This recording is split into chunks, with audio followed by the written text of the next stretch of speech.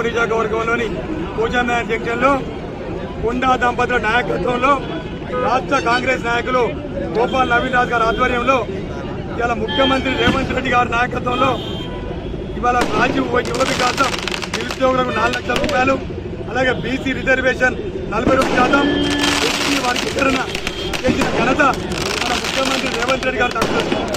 రాహుల్ గాంధీ గారు మన తెలంగాణలో ఎక్కడ మీకు బహిరంగంగా పెట్టిన ఇలా తెలంగాణ ప్రజలకు సంక్షేమ వర్గాల అన్యాయం చెప్పారు.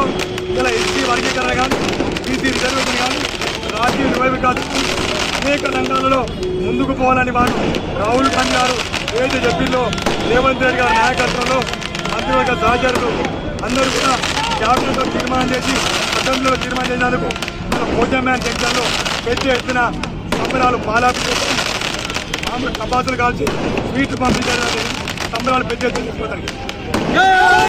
మోడీ పాలనలో జాతీయ లెవెల్లో దళితులకు జరిగినటువంటి మోసాన్ని గ్రహించినటువంటి గౌరవ ముఖ్యమంత్రి వర్యులు రేవంత్ అన్న గారు మరి ఏ అసెంబ్లీలో భారతదేశంలో ఉన్నటువంటి ఏ రాష్ట్రాలలో కూడా ఏ అసెంబ్లీలో సొంతగా తన మంత్రివర్గాన్ని విస్తరించి ఈరోజు ఏకగ్రీవ తీర్మానం చేసి దళితులకు రిజర్వేషన్ అమలు పరిచినటువంటి గొప్ప నాయకుడు మా రేవంత్ అని నేను తెలియజేసుకుంటా ఉన్నాను.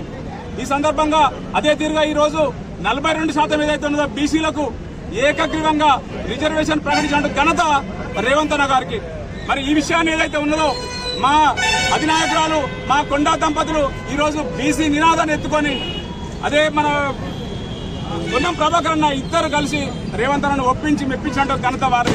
ఈ యొక్క సంబరాలలో భాగంగా వరంగల్లో ఉన్నటువంటి కొండా దంపతుల నవీన్ రాణ నేతృత్వంలో ఈరోజు తూర్పు నియోజకవర్గంలో సంబరాలు అంబరాన్ని పెట్టే సందర్భం చూస్తున్నారు. పండుగ వాతావరణం జరుగుతూ ఉన్నది.